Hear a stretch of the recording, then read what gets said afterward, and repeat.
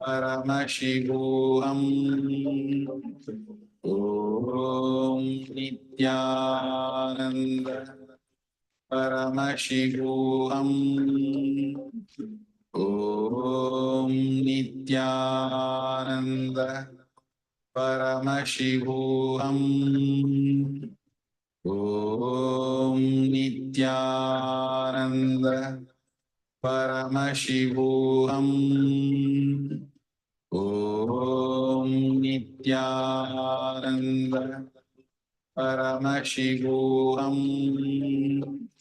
Om Nithyananda. Paramashivoham. Om Nithyananda. Paramashivoham. Om Nithyananda. Paramashivoham. Om Nithyananda. Paramashivoham. Om Nithyananda.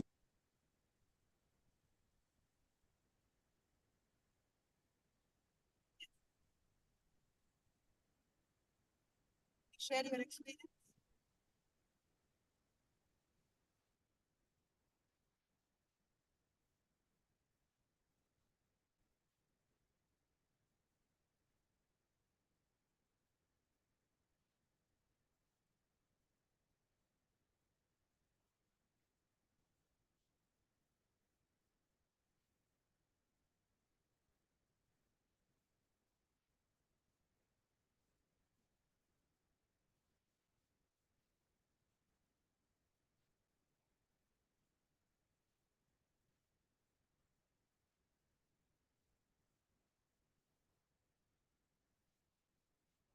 How is your power manifestation? Like your body feel like lighter or body feel heavier? So what is your power manifestation experience?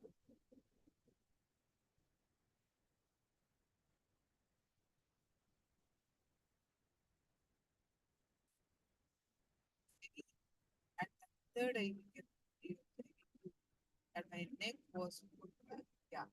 So even if the body feels heavier also, it's the power manifestation. It's Vaishnava. It's actually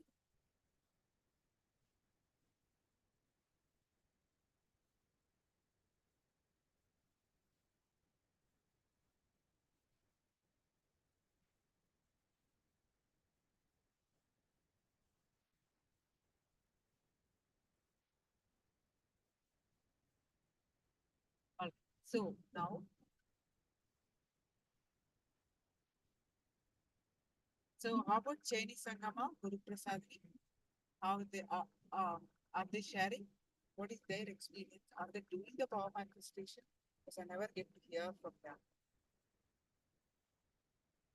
How many are there in the Chinese? I don't know. Translation.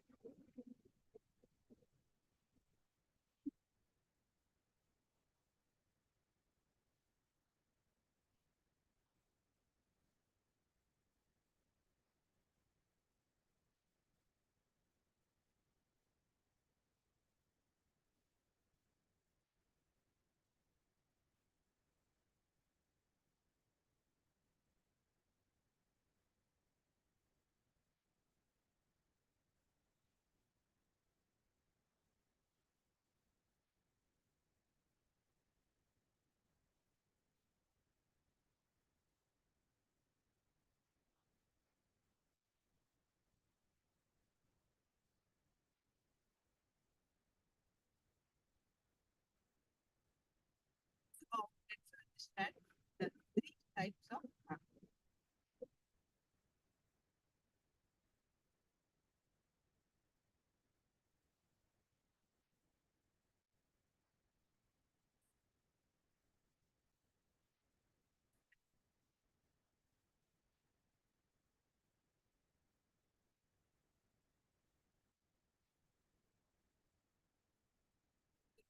layers of karma are the types of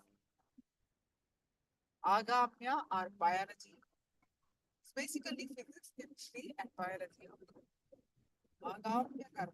See, first of all, actually, Sanchita karma. The three should be the first. The third one, Sanchita karma, should be the first one. Agamya or biology of karma. Prarabdha karma or physics of karma. And Sanchita is the chemistry of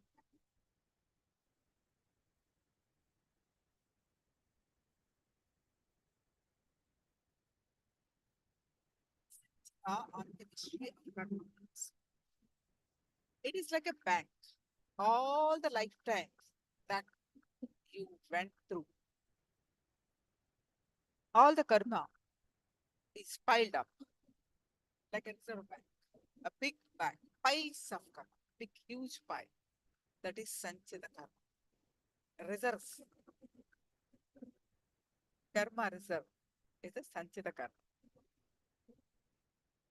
One might have taken millions of bodies, and in those millions of bodies, whatever thoughts, whatever spoken, whatever actions done, all those unfulfilled experiences have become exams, engraved.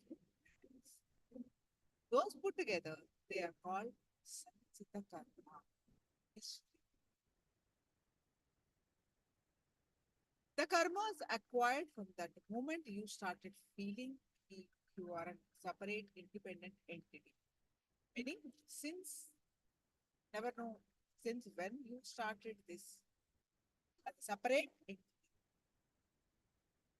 since then, all the karmas that you accumulate is all Sanchita karma. All put together is called Sanchita karma. There is huge price. From that Sanchita, the big pile, you pick up some. Okay, this lifetime I want to exhaust this lifetime I want to enjoy this. So you pick up some good, bad, everything will be there in that karma. The good things you did, bad things you did, everything will be there. So you pick up some things from that big pile that you have. Okay, so you have a huge, you are going to your travel. You have a huge reverse of clothes, right? So what do? You pick up some clothes. Okay, for this event, for this marriage, I'm going to wear this nice silk saree. This event, I wear this one. So you pick up some things, this jewelry, this special shoes, all that you pick up and put it in the basket, suitcase, and you travel. Right? You travel to whatever you plan. Same way, you pick up from that collection that you have, the whole file you have, you pick up this, you choose, and then you take this lifetime. Whatever you picked up from your own accumulation, that is prarabdha of this lifetime.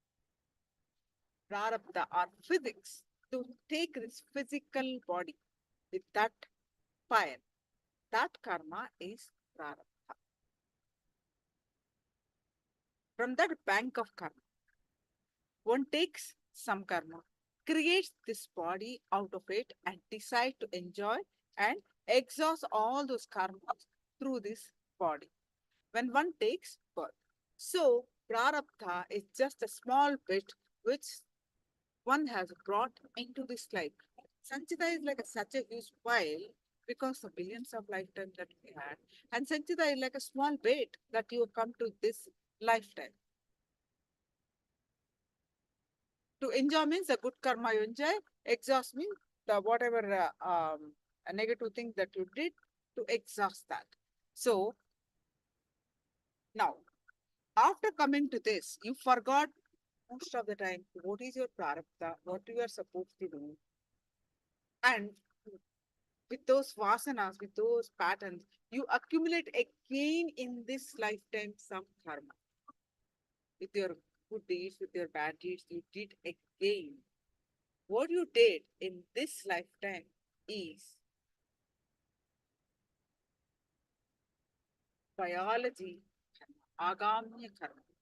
The karma which you start collecting after coming down to this planet Earth because of fresh thoughts, words, and deeds of yours.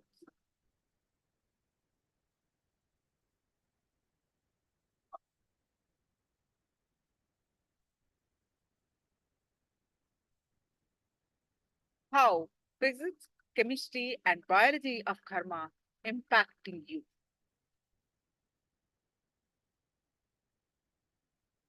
Anybody who lands on planet Earth has to exhaust his prarabdha karma before he dies.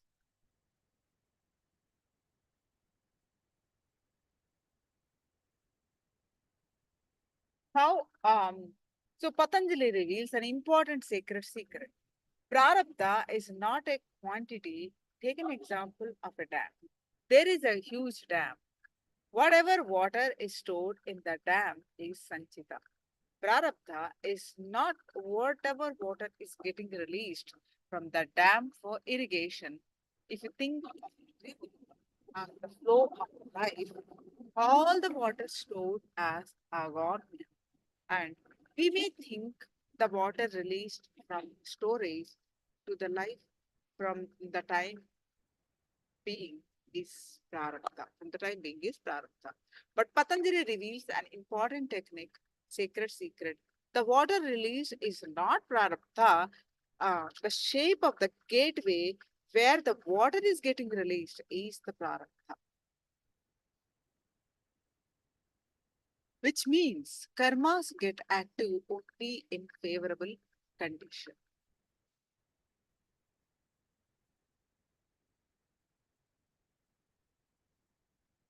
So, do we have to wait for the next birth if we feel strongly about something, but it is not our prarabdha? No, you can change your prarabdha through a simple, strong will or sankalpa. The strength of the sankalpa can cause a rebirth to you or this birth itself. Your strong intention. The next birth can happen now itself. Causing pain is recorded as karma. Understand this one important thing. The cosmos does not record anything other than violence. Meaning, only if you cause pain, karma gets recorded. Other than violence, nothing is recorded as karma. Karma is not just an effect of incompletion. Karma can be a cause of more and more incompletion. Once the incompletion starts, either you have to be moving towards completion or more and more incompletions. You cannot just keep quiet.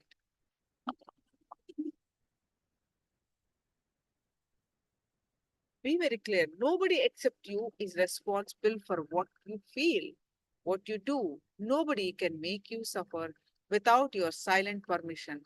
Once you understand that whatever happens is from deep inside you, you will suddenly see things changing. Take full responsibility for yourself and see how you become integrated in whatever you do.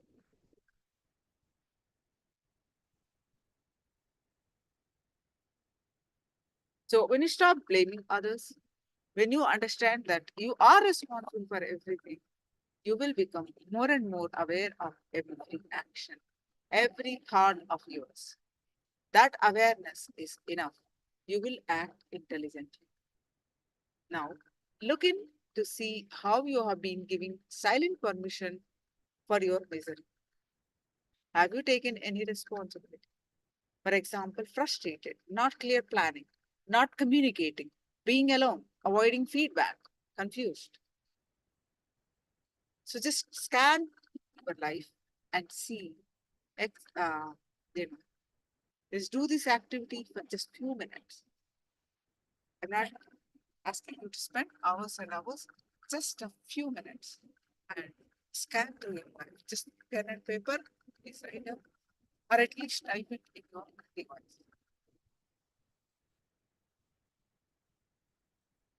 Take a minute, 3 minutes, and please spend them down.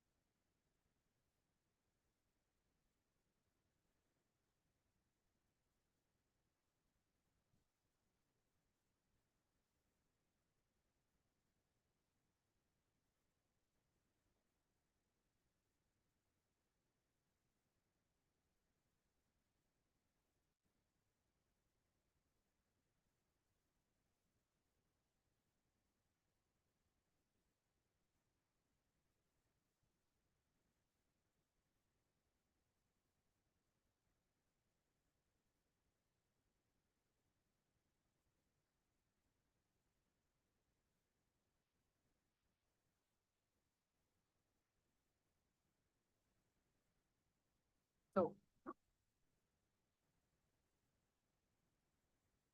are you all done?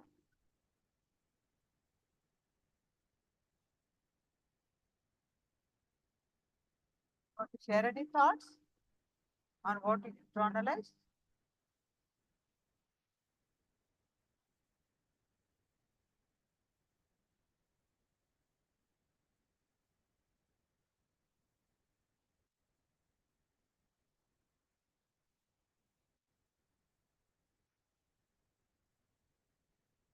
So, what is the three karmas, three layers of karma? Then someone internalize and type it.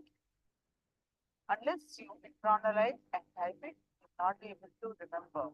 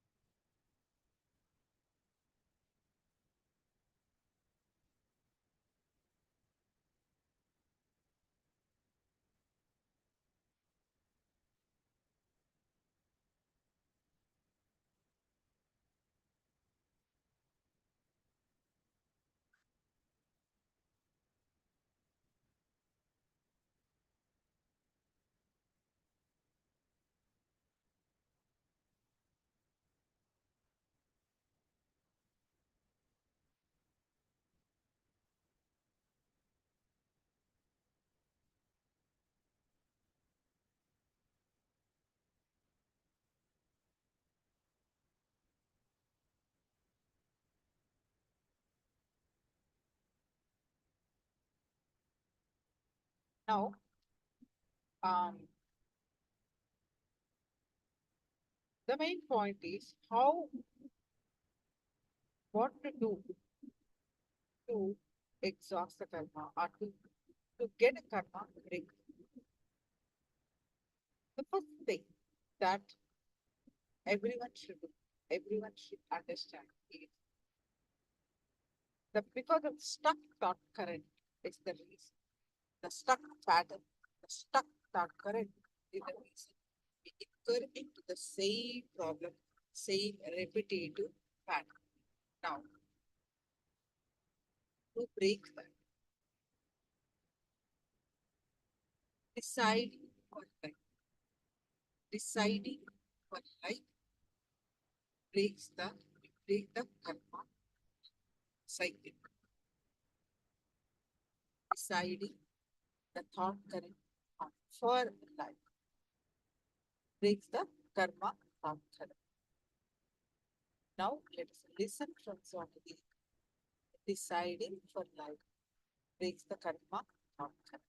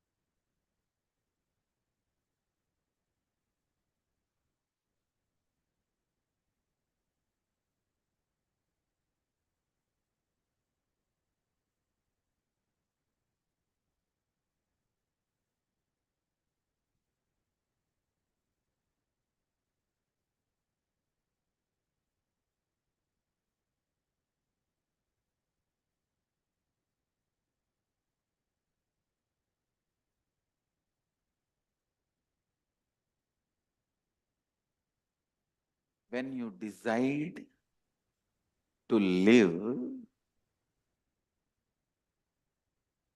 when you decide for life based on the understanding everything is consciousness. See, I'll just give you few types of mental setups. Some people decide against life, seeing the suffering in the life, and by becoming powerless to face life, they decide the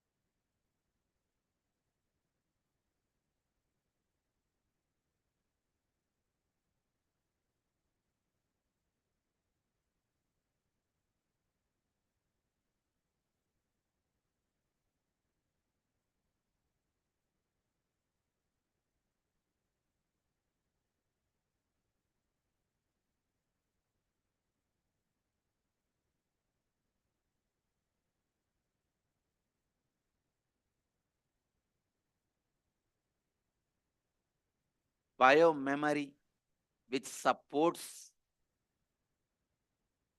these root patterns is sanchita karma. Listen. ध्यान से सुनिए. Listen. Prarabdha, agamya, sanjita.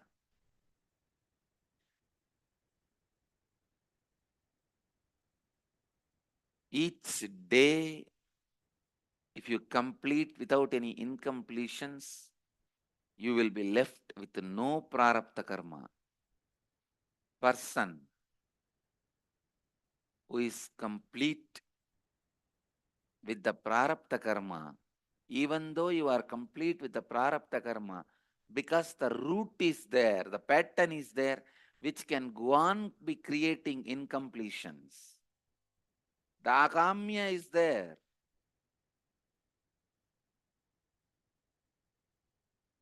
Listen, ध्यान से सुनिए.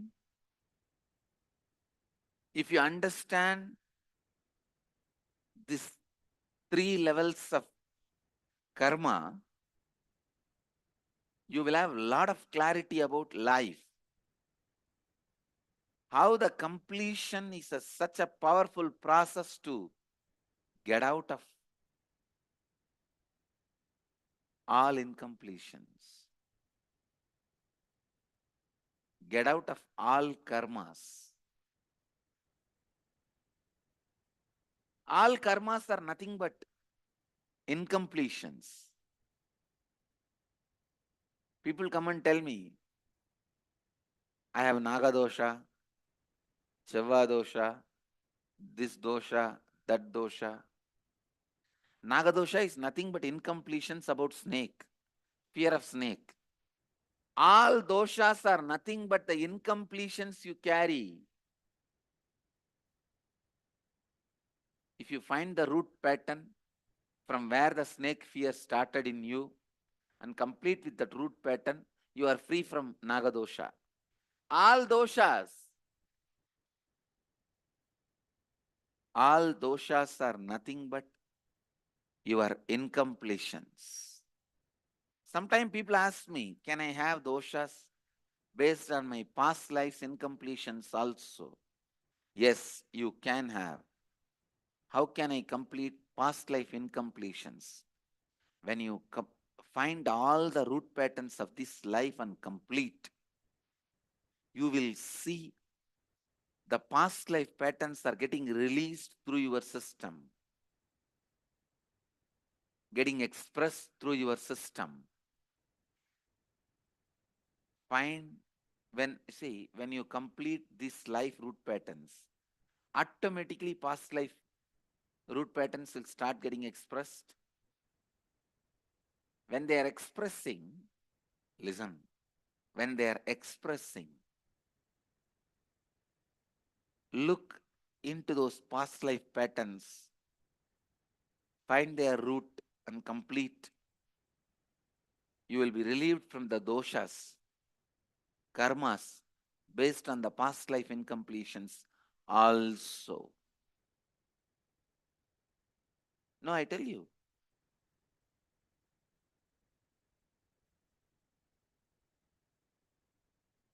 I can tell you very clearly, completion of the past life karmas is not something too big. It is not that difficult. It is very easy actually. Just needs little maturity, nothing else. Just needs little maturity. Decision. Maturity and decision. Will. That's all. Sometimes some of our patterns will be past life based. Please understand, especially when you have a maturity to take up sannyas, all your root patterns will be past life based, because when you even decide to take sannyas, all the root patterns of this life, you cross it just by will. Just by will, you cross it. Even if you have the will, courage for decision of sannyas, all the present life, this life incompletions withers away on you.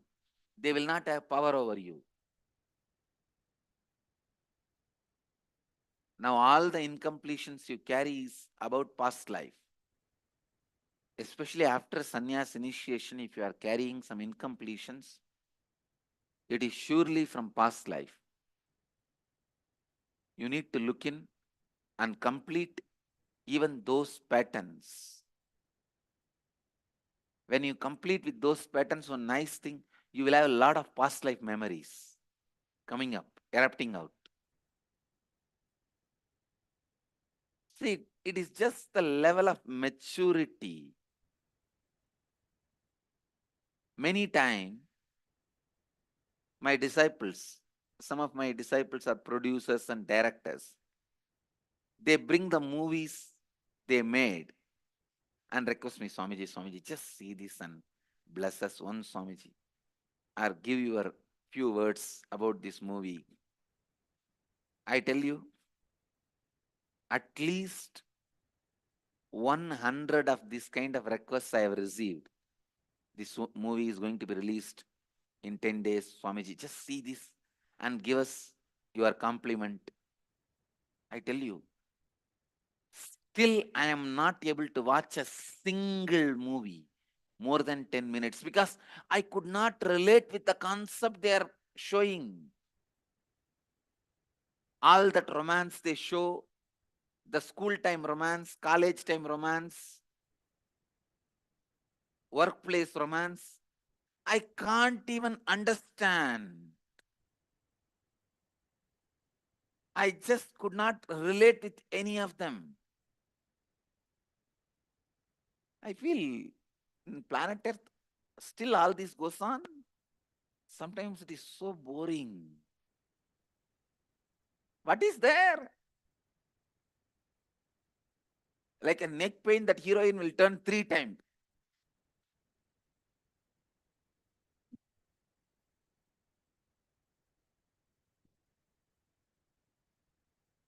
And that hero. And then background music. Ton, ton, ton. I am not able to relate with the whole thing at all. Only one movie I was able to sit and watch completely. There is a movie called Tamil cinema, tearing all the cinemas to pieces. Means it's a comedy movie making fun of all Tamil cinema sentiments. Only that I was able to relate with. Because they are describing exactly the way I feel about the movies.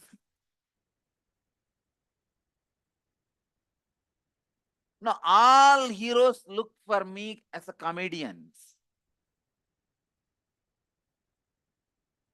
All villains, I look at them as comedy villains. I thought maybe this Tamil movie only I am not able to relate. I tried even to see 1 or 2 Hollywood movies. That also same. I could not watch more than a few minutes. Understand? It is the level in which only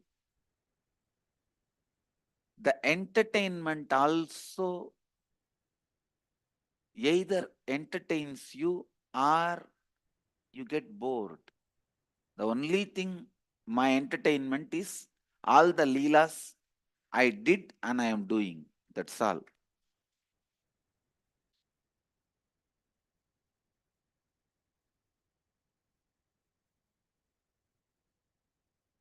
I only have few books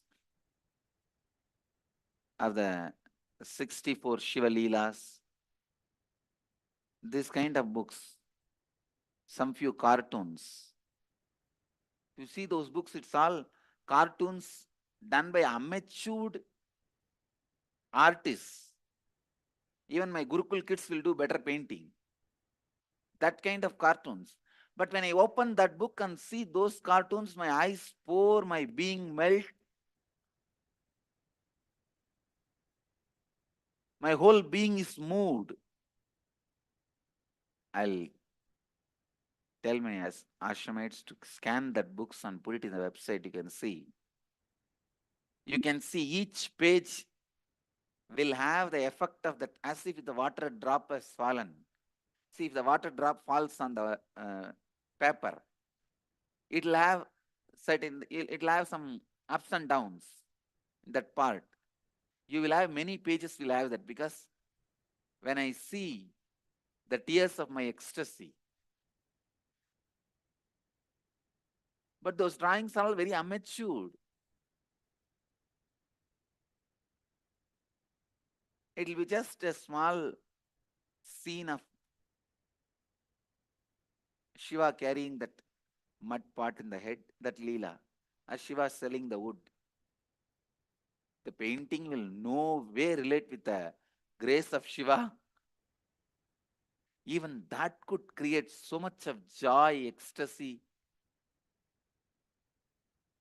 in me. And that's my entertainment. But these great movies which are spent, sometime some of these movies which get presented to me are taken spending 100 crores, means billion rupee. But they are not able to entertain me even for 10 minutes. Now, sometimes the level people are in, I tell you, which is a great suffering and incompletion for some people. For you, you will not even relate with it. 2 days before, there was a big discussion. It's a very funny discussion. My elder brother is getting married. Literally, my whole hometown is getting prepared for it.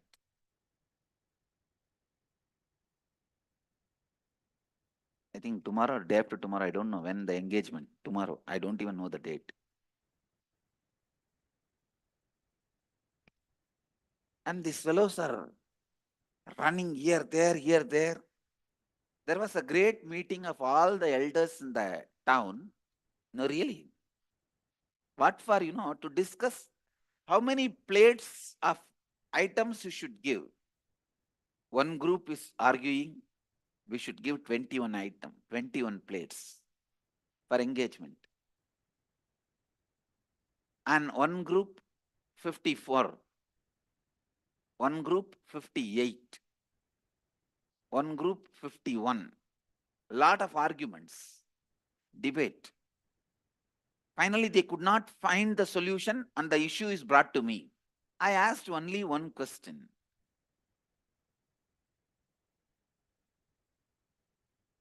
Whatever number of plates you guys are going to give,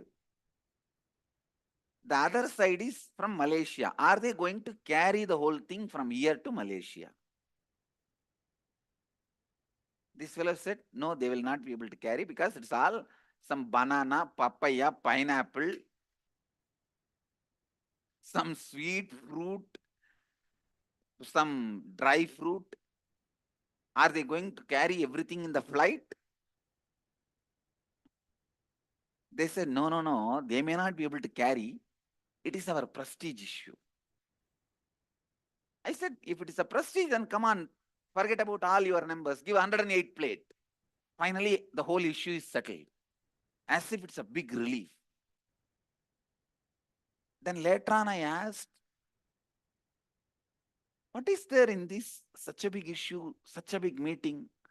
Then I was given the report, no, Swamiji, to come to this decision, I heard some 20 people have given the input. No, for my son's marriage, I gave 21 plate. For your standard, you should give more than that. And the other one comes up and says, my daughter's wedding, I received 54 plate. What do you mean by giving only 21? Actually, end of the whole conversation, what happened, I had little bit of respect for some of the elders in the village. I lost everything. These foolish fellows, such a simple thing, they will have a meeting and discuss. Even for inner awakening, we don't hold meetings. Where so many hundreds of people are going to come and stay here for so many days and learn so many things. Finally, I asked, for engagement, what all you guys will do? Will it be a elaborate ritual? How many hours I should make myself available and all that? They said, no, Swamiji, we will write a letter that this engagement is happening and put the yellow turmeric powder in all the corner and exchange. That's all. Adapavigala. Idukada itana meeting போட்டீங்க. For that only the whole village has gathered. And the meeting time is 5 times more than the engagement time. What a innovative ways to waste time. No, I could not relate with the whole thing. Then finally I thought, all right, let me not interfere with all this. And then one funny thing is, for the meeting about the engagement, they want my presence. I asked, what for you want my presence? No. Like this, if there is some problem where we are not able to come to the decision, you have to sort it out. I thought, oh God, still even marriage is not started. It's only engagement. No, I have seen in that local villages, people will sit and talk for 10-15 days about engagement. After the 2 months, they will talk for marriage. From where the banana tree has to come, from where the coconut leaves have to come, from where that betel nut branches have to come, from where the Nadaswaram has to come.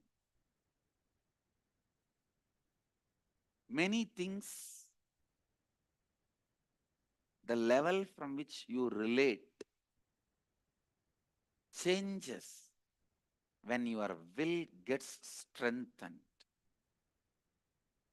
When they called me, I said, Arey, it is not even both sides, the bride and bridegroom side are going to sit and discuss, so that if there is some conflict, I need to involve and settle it. It is only one side going to sit and discuss. For that, why will you guys have a conflict? No. Then finally, I had to send my mother to represent me. She has gone from all the way to there. It seems all the relatives have to agree about the saree color and border color. And 1 hour discussion specially for that. What color saree and what will be the border? No. Then finally the whole issue was brought to me. Swamiji, it seems my father's side, people are saying one color saree and one color border. And my mother's side, people are saying one color saree and one color border. And unfortunately, neither my father is alive, my mother is a sannyasini. So, my father's elder brother only is going to be representing my brother's side. So, their side, they are giving another one opinion. No, I was wondering, what all innovative ways people waste time.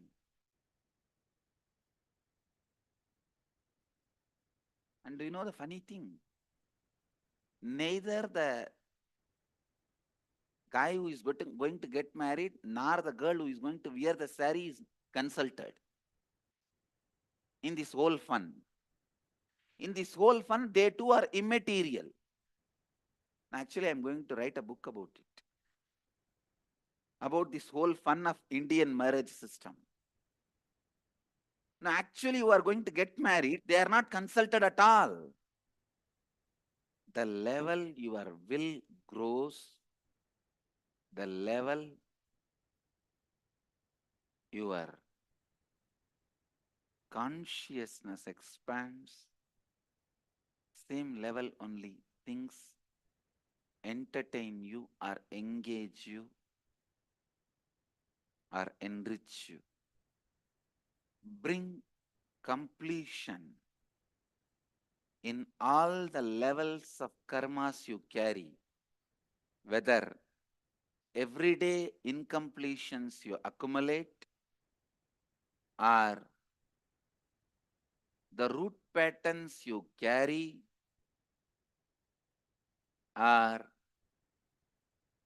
the bio memory on which the root patterns are established. It is like one family decided to celebrate Mother's Day. They decided to go for a picnic. Early morning, 2 o'clock, mother got up. She cooked and prepared everything for the picnic. A small tent to feeding bottle for the last kid. Everything she prepared. All of them got into the van.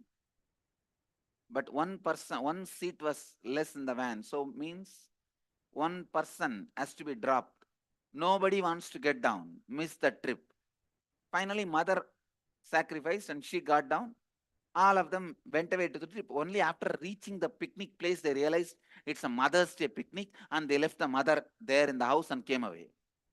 Now, that is the way exactly the Indian marriages happen. Other than the persons concerned, everybody else has all their involvement. Finally, when this saree issue was brought to me, and I was given a great brief, who said what? So for me to give a judgment, I just made only one statement. Call her who is going to wear and take her to the shop and let her choose. Over. They said, no, no, no, no, no. As per the tradition, we cannot take her. Oh God. Now, I have to ask Kalabhairava only. What to do about it? I don't know even whether Kalabhairava can answer this. Finally, I could not answer the problem. I could see in the whole situation, everyone is trying to relive incompletions of their marriages. Now, I could see very clearly, everyone is trying to relive, complete the incompletions of their marriage. What they wanted to do in their marriage and they could not do, they are trying to relive now. The way, please understand, the incompletions you carry only comes as karma. The root patterns you carry only comes as karma. And bio-memory, which carries the root patterns, only comes as karma. Essence of today's satsang is how the incompletions you carry about your day-to-day life are the root patterns, are the bio-memory on which the root patterns are established. Based on that, the levels you relate with the world, you feel entertained, engaged, enriched with the world, and these day-to-day incompletions and root patterns which creates incompletions and bio-memory which carries root patterns are only karmas in your life. All doshas, All karmas are only this. Get out of these root patterns. You will be out of karma. You will be out of all karmas. With this,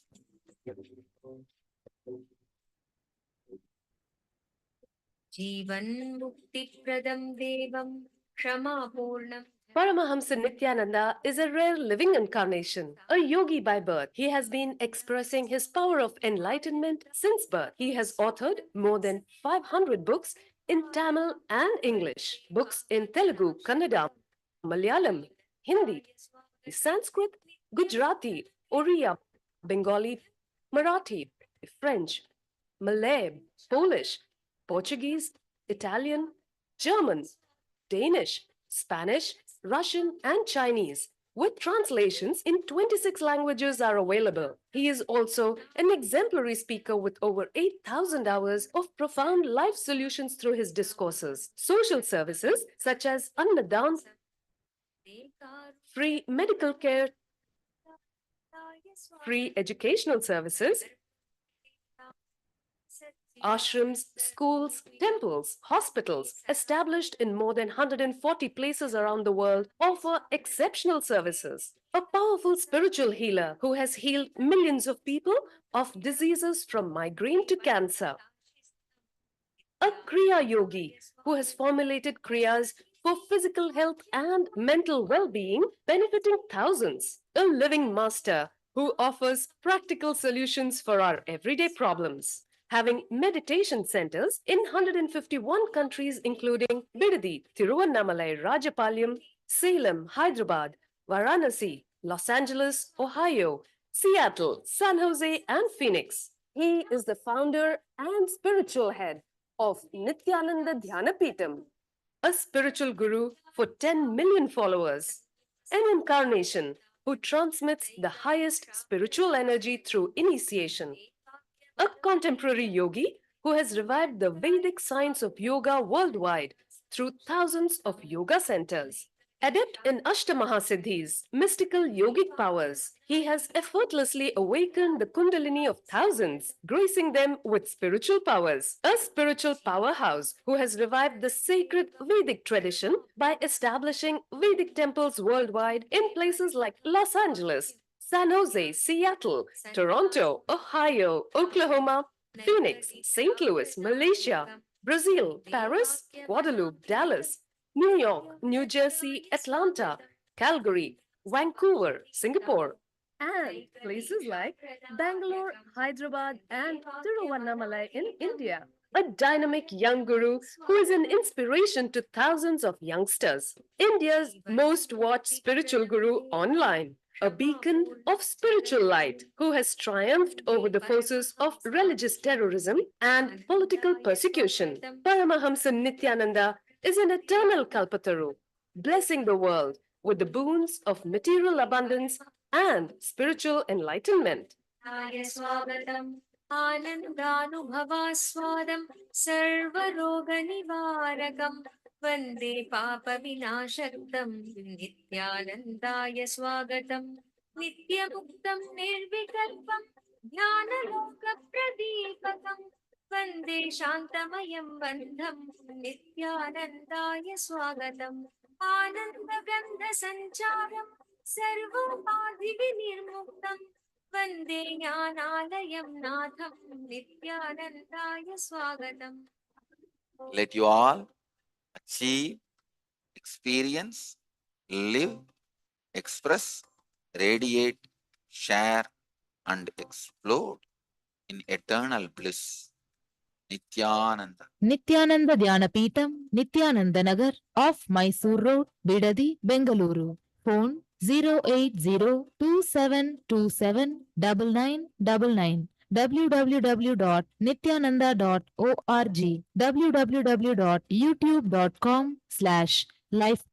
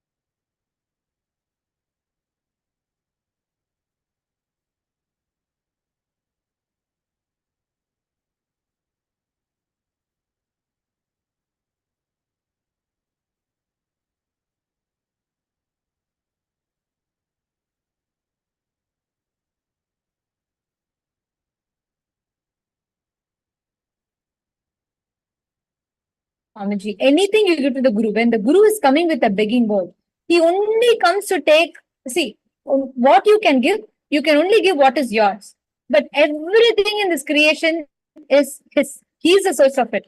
The only thing we create is our own imaginary delusions. So all the karmas, the incompletions, he takes only all of them, which is ours, and he gives us, showers us with what is his, with auspiciousness in every aspect.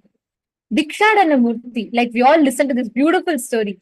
He is just the embodiment of the love current of Mahadeva, love current of Paramashiva, his statement of love to the world.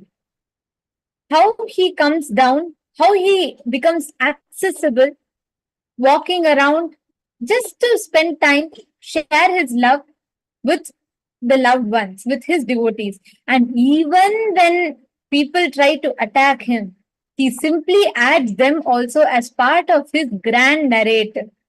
Like Swamiji beautifully explained, even in the rishis, in their delusion, when they try to send tiger to Paramashiva, to attack Paramashiva, Paramashiva simply takes it, wears it as his seat and sits on it. When the rishis send him the fire to attack, he simply catches and keeps it as his astra. Like this, each one, whatever attack was sent on Paramashiva, he only made it as part of his grand narrative. And today, this is the very form, the darshan of whom we all are going to be blessed with. May I request all the participants to kindly come on camera and settle down? Surya Kumaraya, Ma Brahma, and Ashokaya, Atmajyotikanandaya, so many of you that are there logged in. We are just few minutes away from the darshan. Today we are going to have the powerful darshan of Bhagavan, Vikshatana Murti form of Paramashiva. Swamiji is going to be gracing us all in this extraordinary form today. The live darshan is just going to be starting in few more moments. So kindly come on camera. I request all the participants, Ma Malukya Mauna, Ma Anupama, Ma Maria Kalina, and Ma Yanglin, Ma Mahaganeshwari. Can I request all of you to please kindly come on camera? Today we are going to be having this darshan. Just whatever you offer today, anybody that decides to offer today what you are offering, it will be a direct way where you're putting into the bowl of Paramashiva, through which he takes away your karmas and liberates you from lifetimes of your all the sins or whatever karmas you have been through, the patterns, the suffocating thought currents that are sitting inside of you. Today we learned what are karmas. It is not about your action. It is about the thought currents. We keep thinking it's our actions. What we do comes back to us as karma. But so powerfully Swamiji revealed how it is not just the actions you do, but the cognitions, the thought currents that you hold, that underlining thought currents, which actually directs your thoughts, the patterns that you're carrying inside of you, which are suffocating you from sitting within you and not letting you manifest a reality. And Swamiji revealed how if you are stuck with a particular thought current, let us say, for instance, you're struggling, suffering, suffocating yourself with this feeling victimized inside of you, the victimhood inside of you. And you feel this is like, okay, it's only affecting my relationship, but other aspects I'll definitely work better. No, this karma is going to be reflecting in every aspect of your life. And many times we have certain patterns which we feel like, I tried from my side, but I do not know how to break it, or I'm not even knowing what is the reason for that is there. Those are called blind spots, Maya. And all those Mayas, the delusions, the blind spots, the karmic patterns in which you are stuck, out of his love, the Guru comes and removes it from you.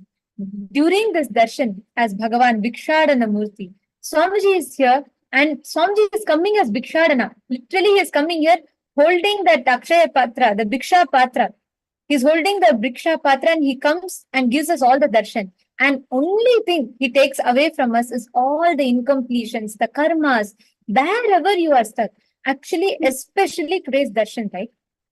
If there is something which you feel beyond your capacity, like you feel like I have tried my best, Swamiji, I really do not even know what this reason is, what is the blind spot, where I am stuck. I'm not able to identify. I have tried my best. I do not know what to do beyond this, Swamiji, but I'm stuck in life. If you have that, and every day if you spend time and you telling your Atmamurti this problem, today during the darshan, you can tell this to Swamiji. Post this to Swamiji, even by having the darshan, a glimpse of this form of Swamiji's, all the areas where the karmas, the karmic, where you need a karmic breakthrough, you will simply manifest it just by having the darshan, even a glimpse of this form of Paramashiva. And that is why it is so important that just all you need to be doing is just have this powerful darshan. Anything you want to offer today, you can offer any amount of money or whatever you want to offer, but out of your devotion to Swamiji, just offer that. Your devotion, what you think as your offering, you will see through that your karmas will just be taken away and you will definitely have a huge breakthrough. Today is the day literally to have a karmic breakthrough. All those patterns you're struggling with, whatever you're feeling like, no, it's suffocating me. I don't know how to come out of it. I keep repeating this. Those patterns today, surrender it at Swamiji's feet. Swamiji will liberate you from all those karmas. And now we will all be preparing ourselves for chanting the Dhyana Shloka. And all of you can see the form of Bhagavan Bhikshadana. And this form of Bhagavan Bhikshadana is the very form in which Paramashiva comes with the begging bowl. He holds the Bhiksha Patra, the Brahma Kapala, and he comes to take the Bhiksha from everyone, all the people, removing their Maya and liberating people from wherever they are stuck in. Let us now chant the Dhyana Shloka.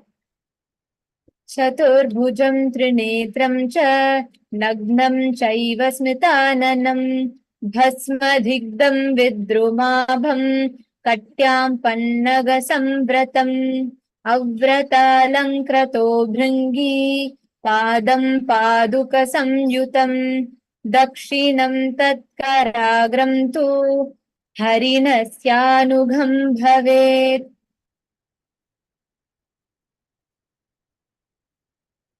दक्षिणे परहस्ते तु डमरुं चैव कारयेत् वामे त्वपरहस्ते तं त्रिशूलं पिञ्चधारिणं कुञ्चितं दक्षिणं पादं वामपादं सुस्थिरं समभङ्गं स्थानकं च गमनोन्मुखरूपकम्